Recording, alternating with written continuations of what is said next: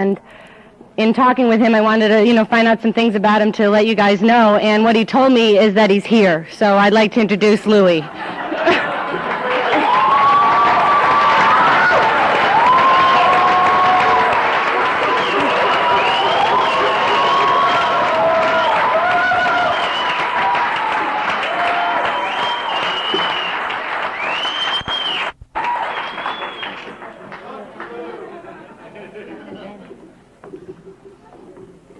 I'm an addict, grateful to be here. My name is Louie. I'm here. Now I can leave. Wow.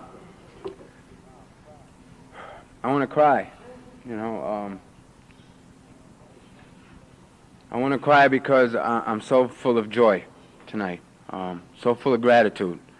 And my gratitude speaks when I can't share the NA way. And that's the only time it speaks. Wow. I have my friends here, which is my family. And everybody's like, so are you nervous? Now I am, everybody wants to give you like support. All your friends, those of you that have shared in meetings or gone to speak so of course right before. So are you nervous? No, I was okay till now. And everybody wants to give you all these words of wisdom, and then those are my friends that have heard my story. Well, don't say this part of it. Don't say that part of it. Say this part, this was good, this wasn't too good, and because God has nothing to do with this. I should just have my friends up here, give each one 5 minutes, and they'll tell my story.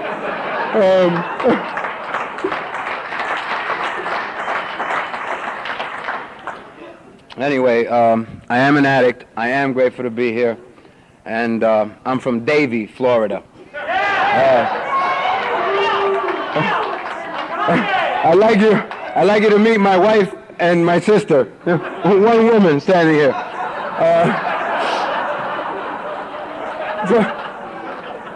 For those of you who might confuse me for being Irish, I'm not. I'm Puerto Rican.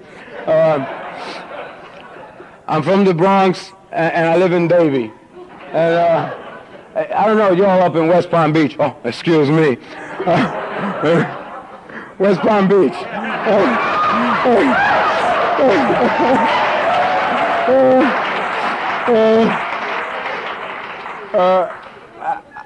I live in Davie, and Davie's a very, I don't have a pit bull, but I got 2 Dobermans. I don't have a Ford pickup truck, but I got a Chevy, so I'm kind of trying to fit the role. I don't know. I'm blown away. I really am. I'm blown away that a guy like me, with the pain and the suffering that I went through in my active addiction, can be standing up here today to carry a message of Narcotics Anonymous. For all rights, for all the actions that I had in my active addictions, for all the places that my active addiction led me to, I shouldn't be standing here today. I don't know where I should be, but I know it's not at the Ramada Hotel in West Palm Beach sharing. And I don't know. I live with the disease of addiction. I'm not suffering with it anymore, but I'm living with this disease. And my disease of addiction started real early on. Early on, I knew that I was different. I was born in the Bronx, and I knew that something was different because, my whole family lived in the building that I lived in. I had uncles upstairs, I had aunts downstairs. It was across the street from the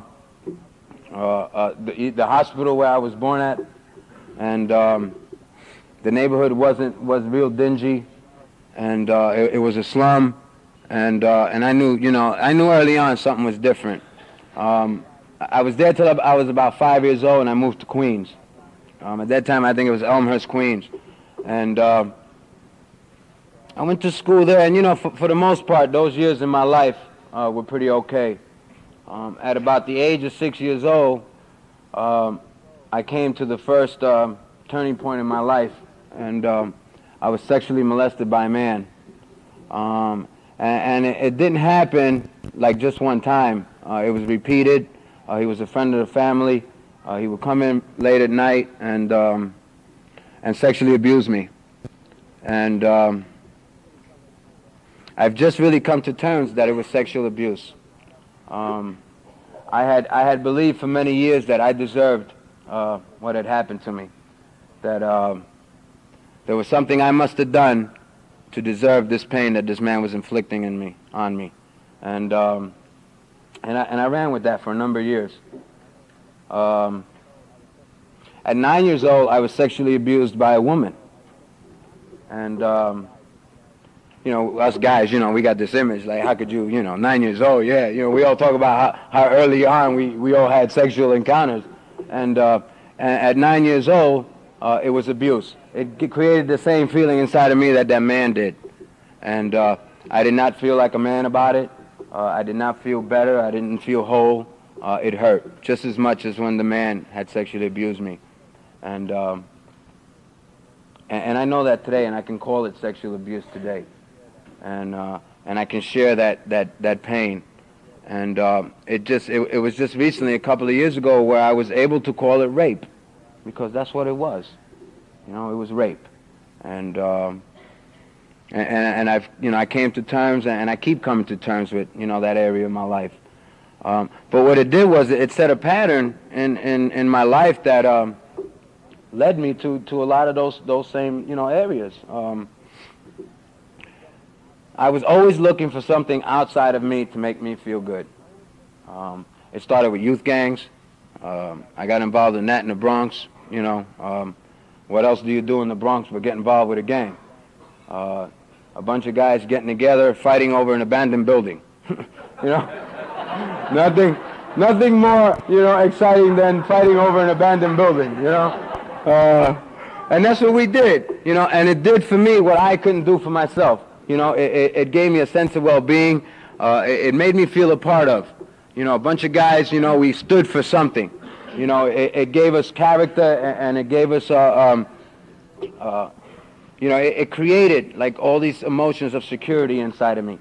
And it worked for a number of years. A little while after that, I moved to, I went back to the Bronx at about nine years old. And that's when I got involved in all that. And shortly after that, I went back to Queens.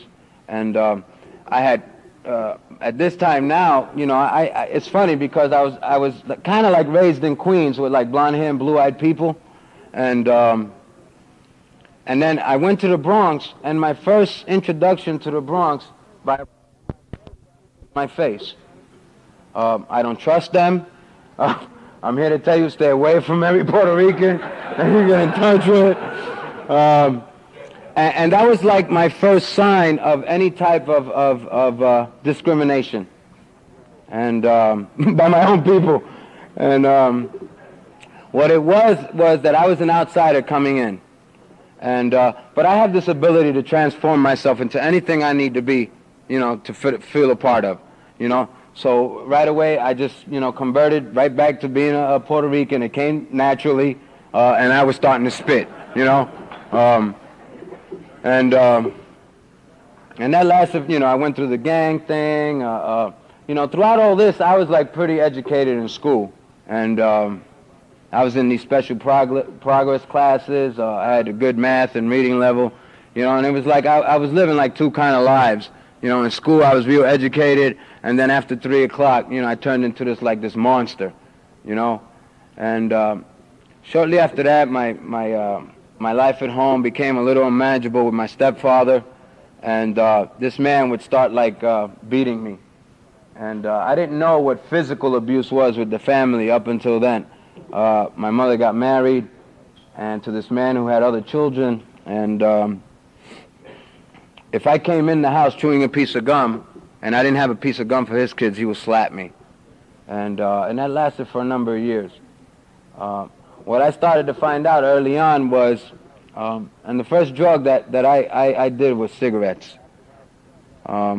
After that, it was glue sniffing. I remember that nothing excited me more than sniffing Prince glue in my little 2-ounce bag, talking to the wall in the backyard. And I started noticing that when I was on this particular chemical, that my stepfather's yelling and screaming didn't bother me. There was something about putting something inside of me that like made things a lot easier at home. And that's what I proceeded to do for those number of years. By this time, it got really bad, and a lot of physical stuff happened, and I decided to go back to Queens. And I went back to Queens, and now I went back to Queens like this. You know, in those days, we used to wear like shadow stripe pants, alpacas, Blyes, Playboy shoes. We used to put Dixie Peach on our hair, you know, and part it to the side real nice, and a little moñito that we called it, you know. And we go like this, you know, and you know, we never wore the Blyes and alpacas, you know, we just carried them and wore the nylons, you know. And you never wore your Bly or alpaca or your knit, never wore it, just carried it. And my disease of addiction manifested in that area of my life because I became my clothes. And my clothes did for me what I, Louie, couldn't do for myself. You know, another area, you know, where my disease of addiction, you know, took grip of me, you know, and allowed me to feel good about myself. You know, something else outside of me that was going to make me work, make me go on. And I moved to Queens, and I got introduced to these blonde-haired, blue-eyed people. Now, let me just explain a little bit about this. I had heard about blonde-haired, blue-eyed people. I had read about them in National Geographic. You know, I shared, I was a little educated, you know, and I even like saw them on TV, but it was hard because I only had a black and white TV, so I couldn't differentiate, you know, between blonde hair and blue eye, but I fit in. I got introduced to these people, and they were like hippies, and so now when I was in the Bronx, you know, I had the Dixie Peach, and I wore the Lee jeans, and I had the colors from my gang that I was a part of, you know, and the Blyes, the alpacas, the shadow stripes, the tailor-mades, the Batman flaps, the whole nine, you know, Playboys, you know, the whole schmear. You know, those you blonde-haired people from West Palm Beach know what I'm talking about.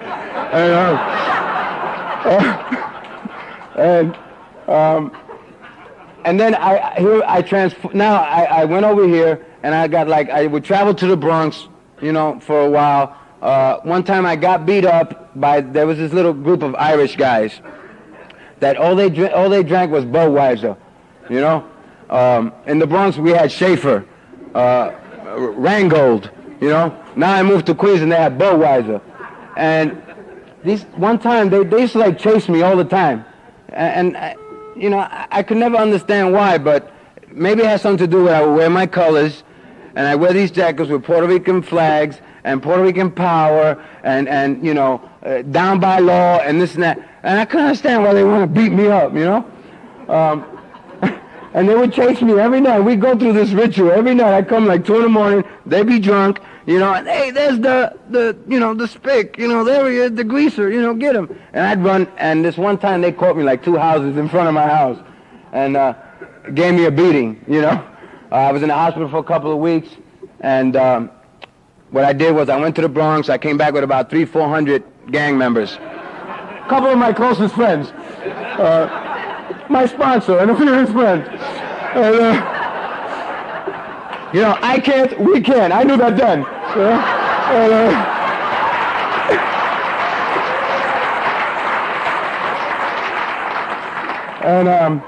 And it was like I brought these guys into Queens. Now, these guys from the South Bronx, you know, like real, like, you know, I mean, picture them, you know.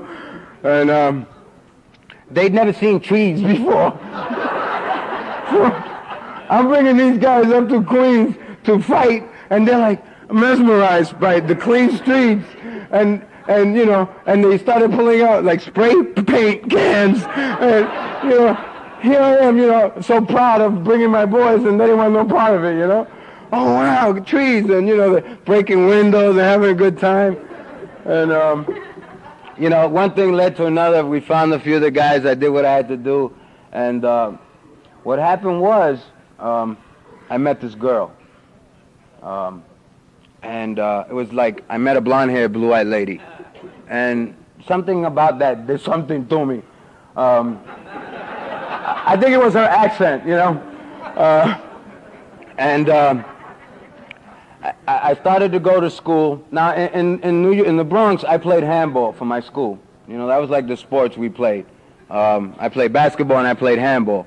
And I went to this school in Queens, and they had no handball team. They didn't even know what it was. And I needed to like fit in with somebody, and I met this young lady, and she started introducing me to these people. And they were all hippies. And little by slowly, what started happening to me was I started to transform myself into this person that I wanted to be. I wanted to be this person that would fit in with this particular crowd. So I got rid of the Dixie Peach, and I let my hair grow long. I got rid of the Lee jeans, and I started wearing those farmer pants. I got rid of the biker boots, and I got those construction shoes. And I stopped washing. Wanted to fit in really good. And like in the Bronx, we were sniffing glue, drinking Rango, smoking J's. Now I was like drinking Budweiser, doing mescaline, doing acid. I started selling loose joints in Central Park in the band shell, taking all the little girls into the bushes to help them find God, I gave up my knife and my chains, and I pulled out the roses, and the acid. And I became the best hippie that I could be. And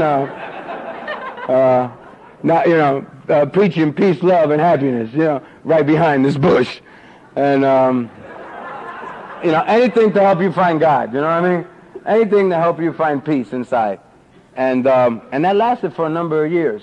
At this time, the Jackson Heights, Queens was very, there were very few Latins. I was away from any, like ghetto section. And one time I'm hanging out with my buddies, and we're like there, and we're drinking Budweiser, and speeding and tripping, and just sitting there, watching buildings melt, and really having a wonderful time. And this gang from Brooklyn came, called the Latin Tops. I'm not endorsing them, and any other organizations. And they started beating up on the guys I was hanging out with, and they were Puerto Rican, and so naturally, I started beating up on the guys I was hanging out with,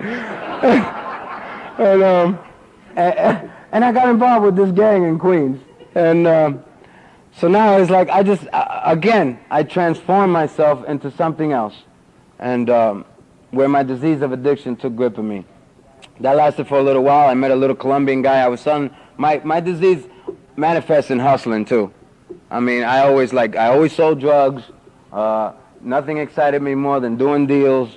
The rush that I would get anytime I did a deal, it helped me support, various drug, runs that I was on, and that was my life. I was always hustling, and I used to sell pot and acid, and this one little Colombian guy came up to me one time. He was about 4'5". They're all about 4'5", and he turned me on to the fabulous world of dealing cocaine. Now this is Jackson Heights, Queens, in the '70s, and I don't know what was happening in Miami, but Jackson Heights was the place to be. They had like 4 Colombian families there, and these guys like had no second step in their life. They trusted me with all that cocaine, and I got rid of the long hair, and I cut my hair into a DA.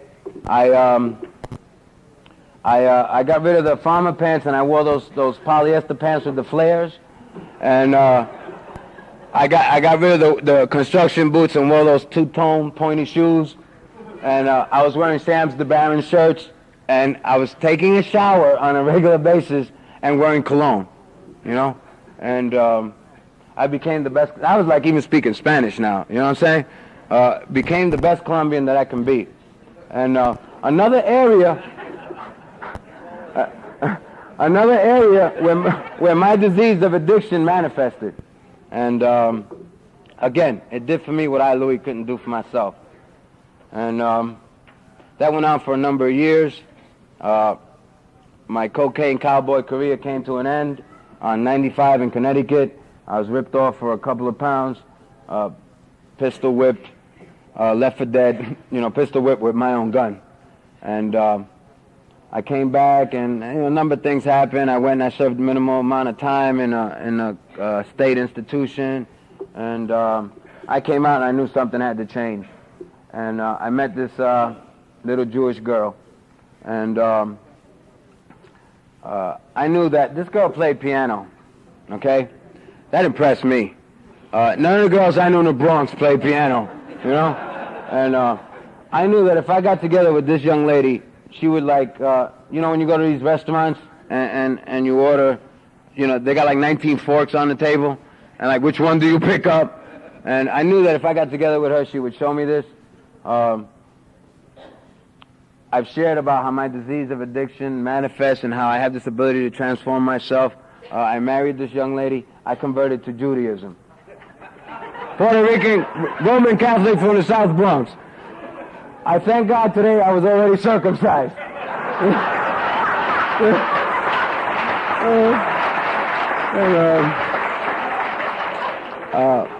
Because my disease of addiction, when it gets caught in the grip of it, holds no bars, man.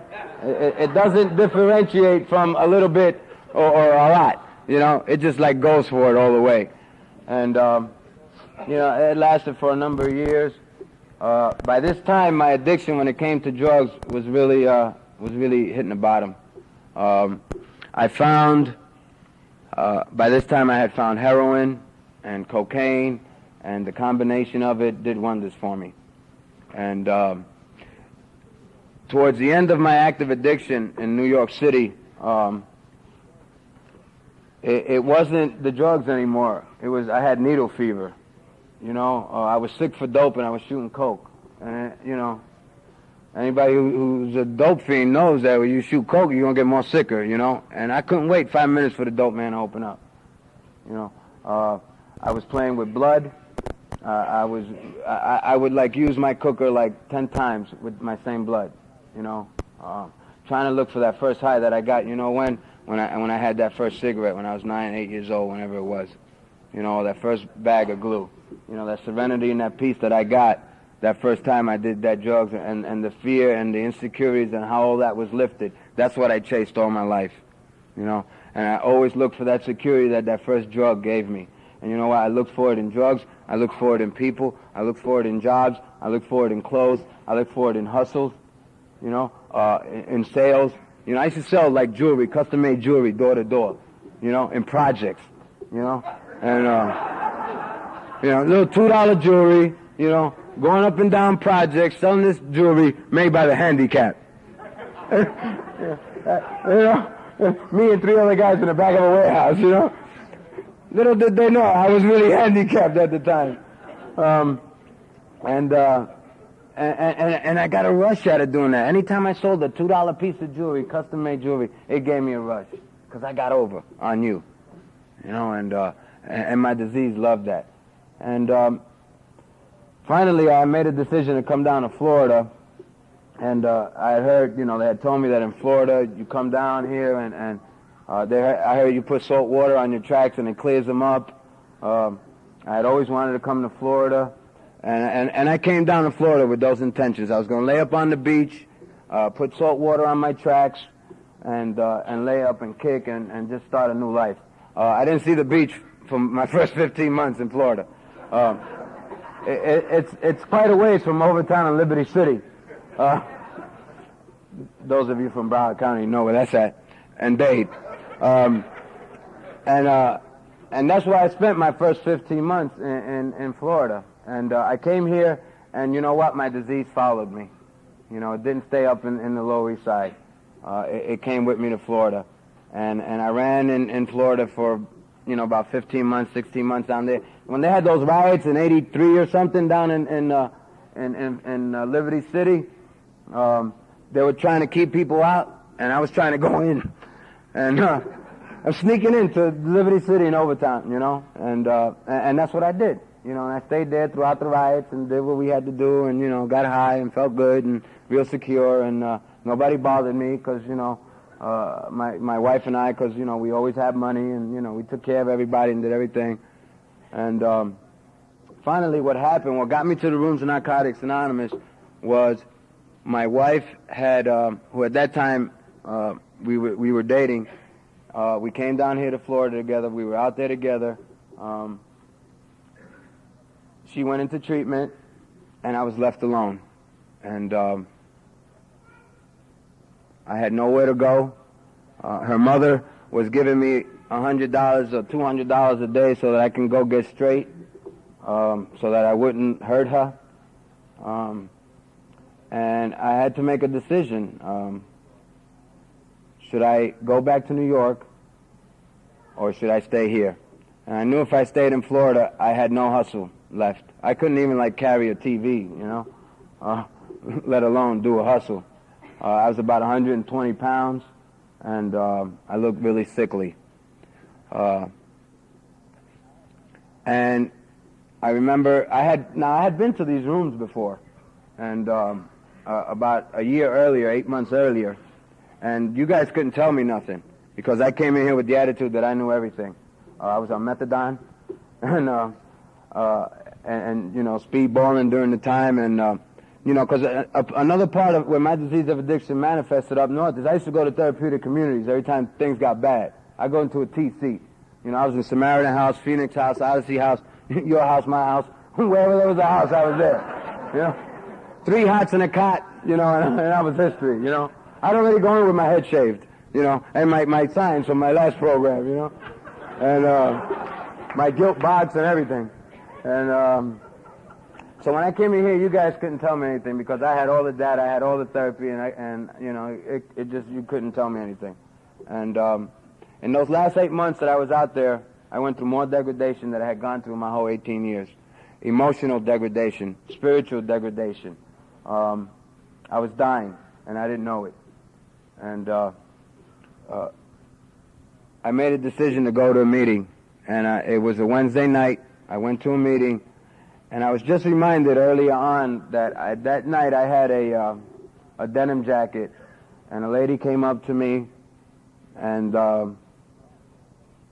she hugged me, and she says, "Wow, you're sweating through the denim jacket," and that was me when I came to these rooms. I was kicking, whatever, nonsense habit I had here. I don't know what I was putting in my veins by this time. And I had no hope. I was lost. I picked up a white chip that night, and that Thursday morning I got high. And I knew that if I was alone, I was going to get high. And I went to a 12 o'clock meeting, and I'm grateful for my area that had a noon meeting at that time. And I went there and I asked for help. And I says, please, I can't be alone, because if I stay alone, I'm going to use. And if I use, I'm going to die. And 2 guys came up to me, and between us, we had 30 days, And we get around these rooms after a couple of years, and we're all wizards and gods, and we know the answers, and we know the steps. And you know what me and these 3 guys who between us maybe we had 28 days did? We played basketball. We went to a ghetto park and we played basketball. And for 3 weeks, that's all we did. And each of us kicked our drug addiction, physical addiction at that time. And you know what? We practiced what principles we knew at that time. And that was the principle that I can't, we can, together we'll be able to stay clean. And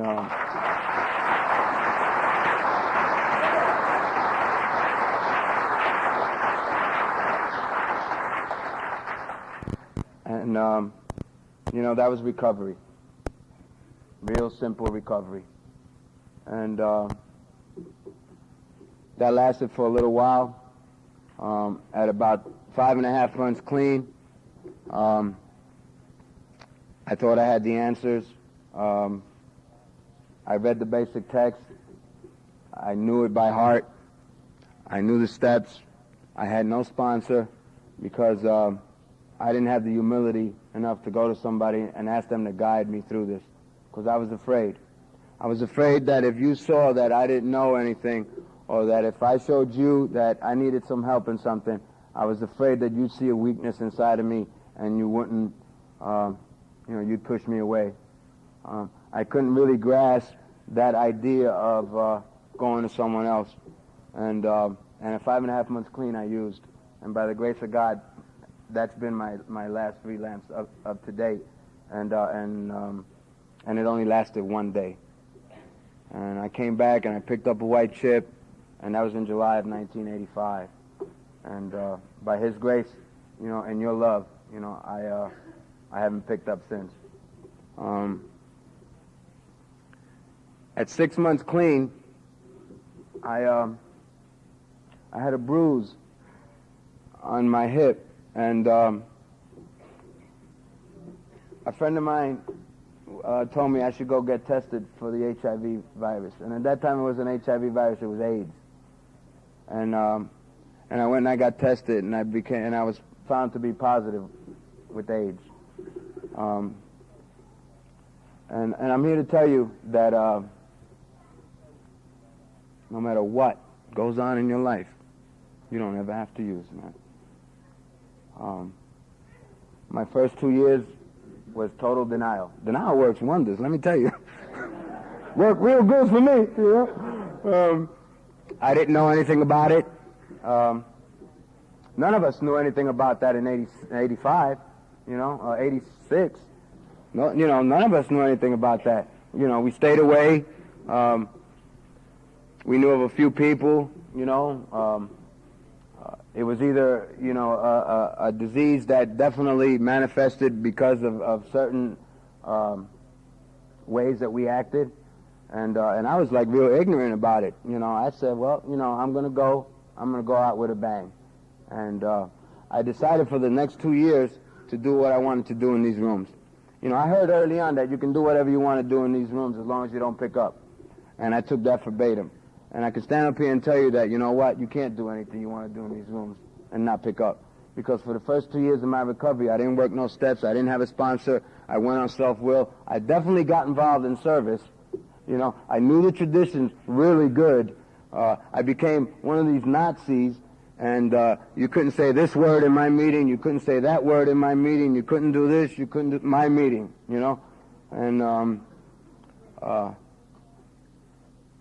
And I was totally denying any feelings that I was feeling at the time, any fear that I was feeling at the time. And I was using service in Narcotics Anonymous as another area in my life that was going to keep me away from me, that was not going to let me get in touch with that fear that I would have. And when I felt that fear when I was lying in bed by myself alone, when I wasn't in front of you, I say, wow, am I going to get up tomorrow morning? And something hit me at the time. I needed to get an education on what this was all about. At 2 years clean, I was ready to use. I wanted to die, and I knew I had to make a decision then. And I made a decision to get a sponsor. And I went up to this gentleman who I was totally afraid of, some biker guy. We talk about go to somebody you identify with. There was only like one Puerto Rican guy at the time I knew, and I went to this biker guy, long-haired, hippie, biker, tattoo type of fella, and I went up to him and I said, listen, would you sponsor me? Knowing that he was going to say no, and he said, yeah. And now I was really scared. And he guided me through the 12 steps of Narcotics Anonymous, and he showed me what the traditions were really about, and then he moved to Hong Kong. So I said, here it is. I finally humble myself, and the guy moves to Hong Kong. And I caught a big resentment, which didn't last too long, because by that time I had learned some principles. By that time I had been practicing some principles in my life, and I knew that I couldn't do this alone. And I got another sponsor who's my friend today, and then my sponsor from Hong Kong moved back. He's up in Atlanta, and he's my sponsor again today. And He's my higher power, man. I'm here to tell you that my sponsor is my higher power. He's my spiritual giant. You know, I got friends that I share with, you know, locally at home, and that I'm real close with, you know. And when I get together with my sponsor, man, it's like I go up there, you know, I try to go up there twice a year just to get, it's like a spiritual retreat for me, you know. And if you don't feel like that for your sponsor, you shouldn't have him, you know. And that's the way I feel for my sponsor. But let me tell you, it didn't happen overnight. A lot of work had to go into that. You know, I'm real grateful for all the opportunities that my God has given me in recovery, because my disease blew in recovery too. Early on, I used to steal lighters. You know those little big lighters that all you smokers have? I'm a recovering smoker. And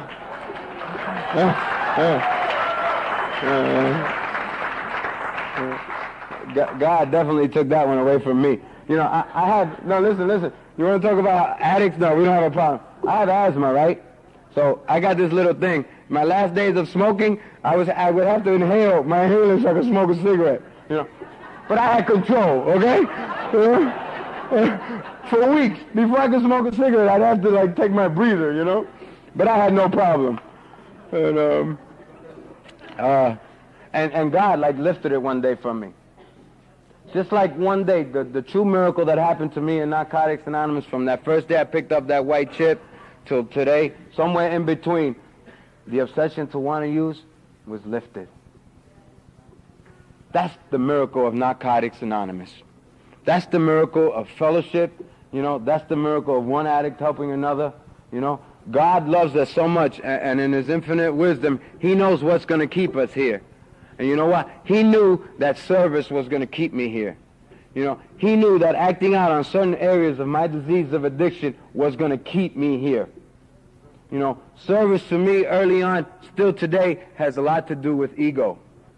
You know, there are some times when I can get involved in service, and you know what? It ain't me, it's the God of my understanding.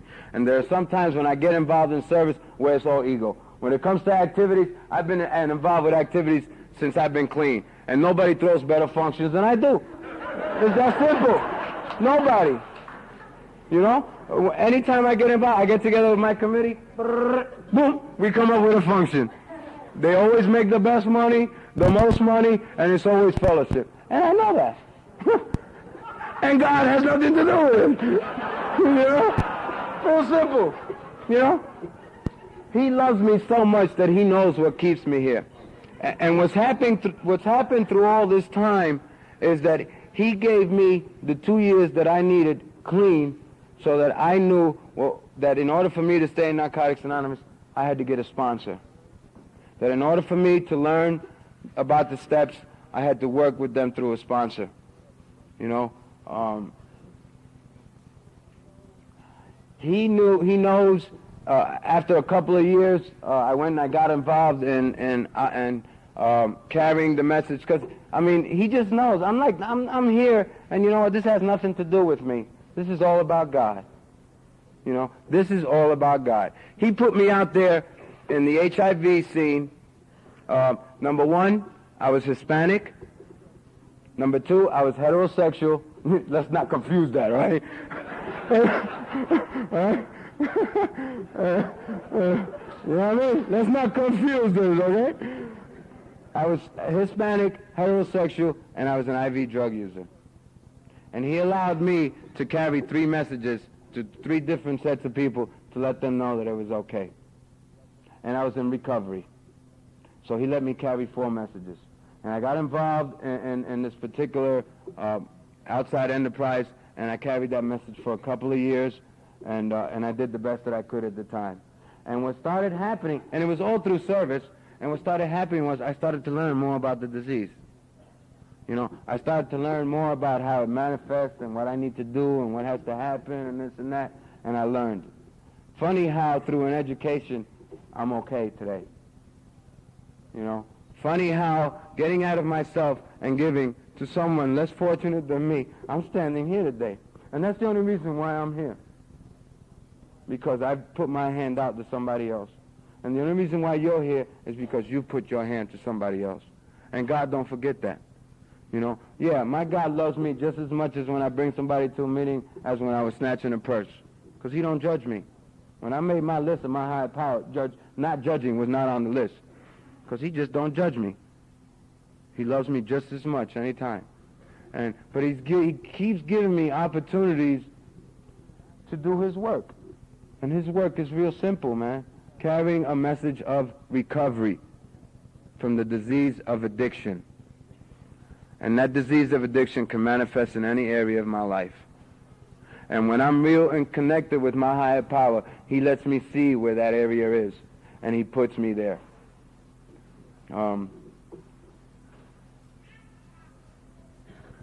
I recently, a year ago, I had my son in my life, 16 years old. I didn't see him for about 11, 12 years. How I did that? God put him in my life because I was feeling ashamed. I wanted my son in my life. I had no resource, no way how to do it. He gave me the courage to go out and become a big brother. And I went to join this organization, Big Brothers and Big Sisters, and they had to do a search on me, you know. And they sent these letters out, and one of the letters never got sent back. And during that time, I met this lady that I had known in recovery that was a single mother who had a little boy about 2 years old. And I went up to this lady, and I says, would you allow me the opportunity to be a big brother to your son? And I was a big brother to this boy for a year. And it was part of my amends. You know, it started creating a little self-esteem inside of me. I learned a little bit about fatherhood and about responsibility and about what it is to give back to someone less fortunate than me. And I didn't know why I was doing it at the time, you know, just to do this little nice step. I didn't expect nothing of it. I didn't know what the benefits were going to be. You know, we always talk about what's the use. You know, well, the use was that I got my son in my life last year. Came, and finally I was on my way to Bermuda, and I had a layover in New York, and I got the courage. And again, because I don't ever do anything alone, I did it with another friend of mine who was up in New York at the time. And we went, and I knocked on this woman's door. With the last house that I knew they were at, his grandparents. And I says, Mrs. Bernard, and she says, yeah. I says, it's Louie. And she says, oh my God, there's your son across the street. Go get to see him. And I just broke, you know. And I went up to the boy, and I says, Louie, and he says, yeah. And I says, I'm Louie. And we both just cried right there in the corner. Later on, he told me I thought I was a cop. He thought I was a cop looking for him. I said, yep, you're my son.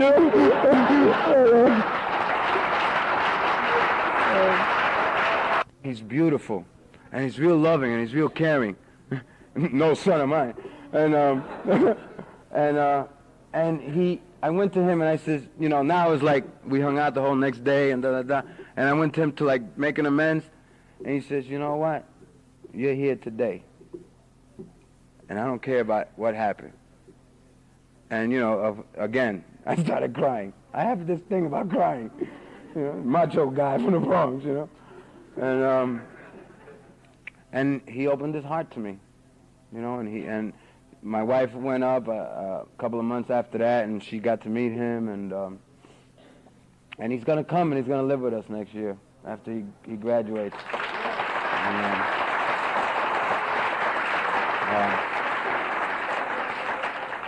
I just told my wife. He'll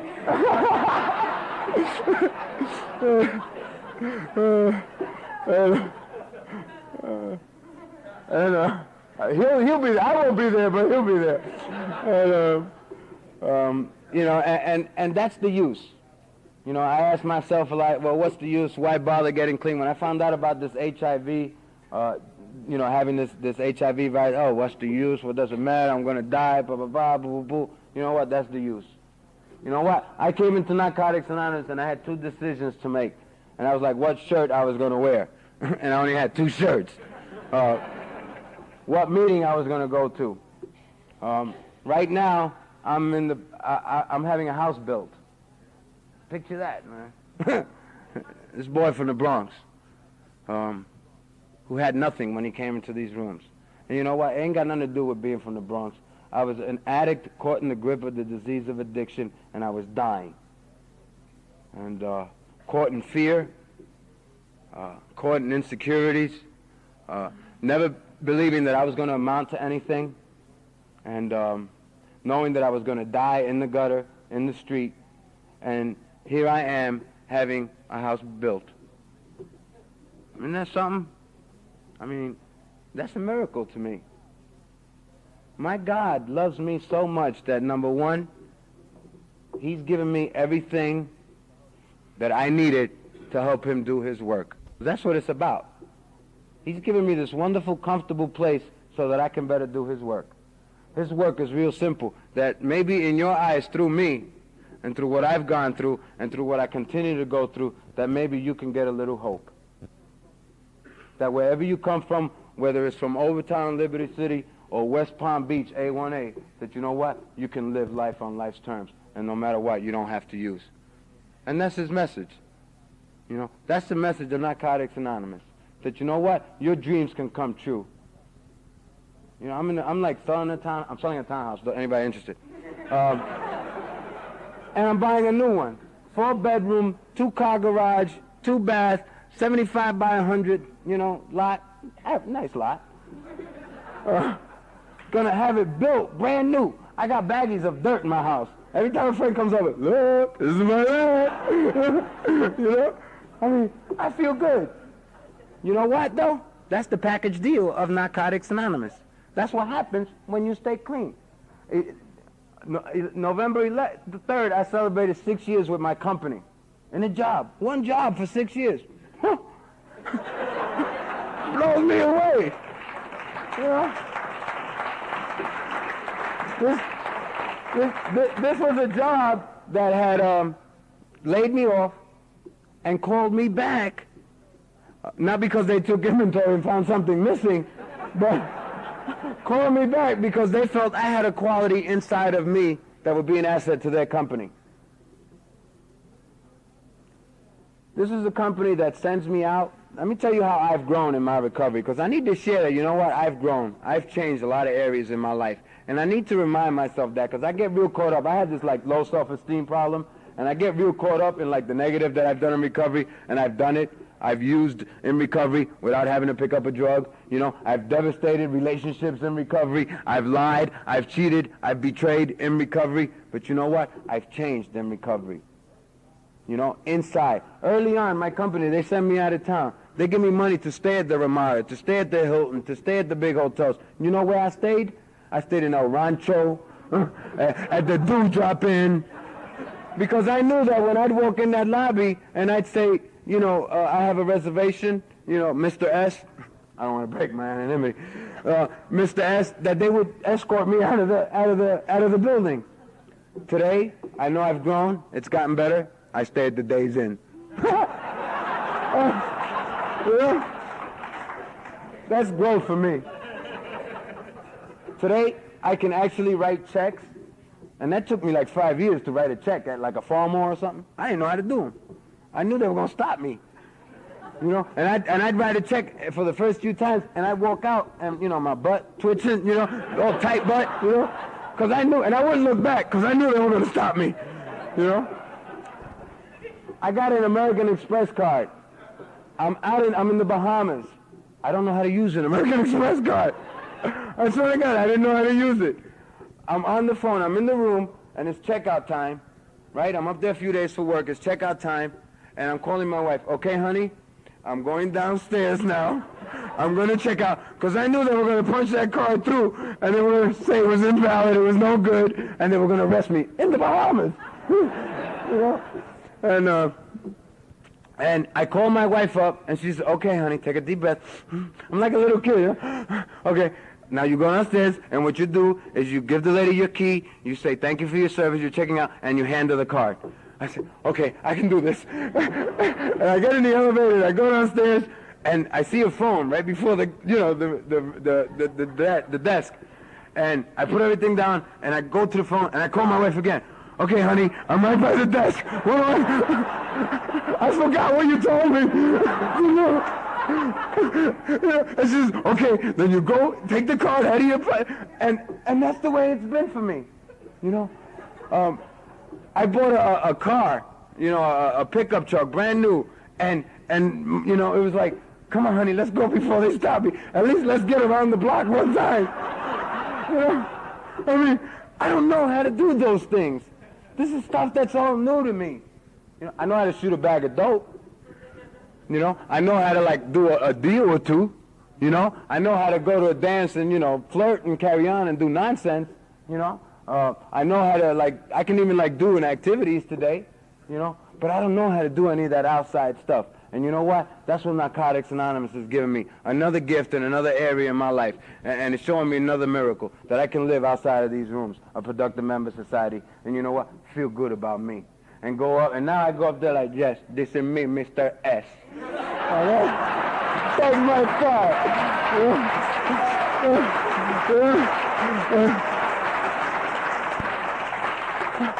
I got a money, I got a power, and I got a woman. You know what I mean? Take my card, you know?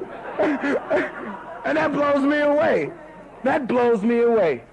You know? And those are the gifts. Those are a lot of the miracles that has happened. And I need to say that it started with not picking up a drug. In that amount of time, my God has allowed me to be okay with me. And, you know, I fall short, man, on a daily basis. I'm in no danger of getting too well too soon. And I'm real grateful for that. Because the day I feel I'm well, I'm out that door. You know, and I don't want to be out that door. You know what? I cannot get this house. You know, I can like lose my job. I can like lose my vehicles, you know. But I can't lose this feeling that Narcotics Anonymous has given me. You know, I can't lose the joy that I have. You know, I can't lose the love that I get, man. Look at my friends, man, my family, man. That like blows me away. You know, my wife and I finally, we got married in recovery. We had 125 people at our wedding. All junkies. All junkies, man. I had the blacks over here, the Jews over here, the gang members over here. You know, I mean, it was like wild, man. My wedding was like, it was like wild, different types of people. You know, the DJ was playing music from, you know, Led Zeppelin to, you know, Run DMC, you know. I mean, it was wild. And we had a good time, you know, and it like blew me away. You know, that never happened to me when I was using. I went to the, you know, a few times I was in jail, I never got a visit. You know? And it's like, this is strange, man. You know, I used to box, and, you know, I was afraid when I get in the ring, but I knew how to box. You know, I knew how to box. When I came in here, I was afraid because I didn't know how to stay clean. It was a total different fear.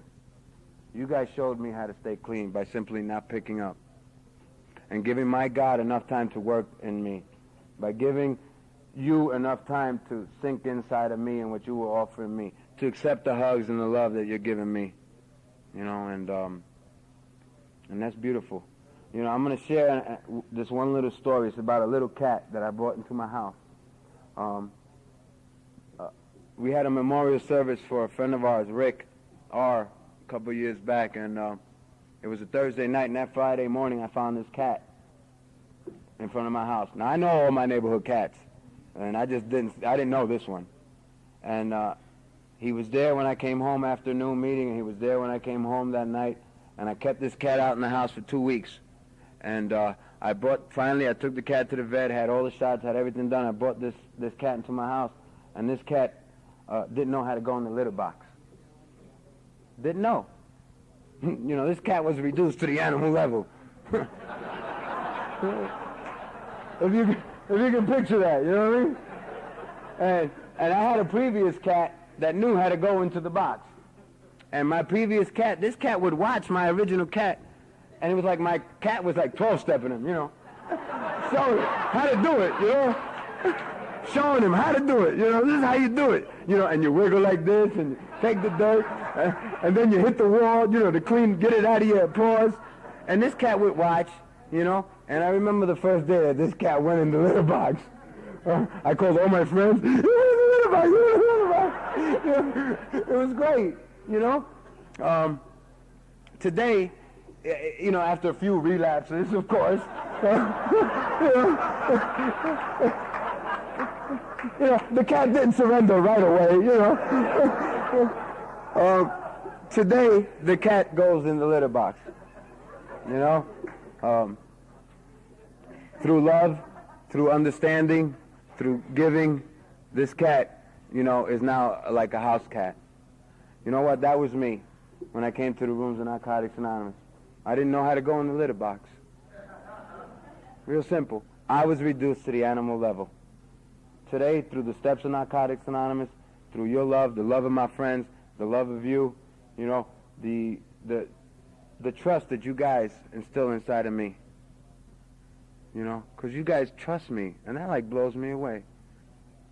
You know, today I'm learning to be okay with me.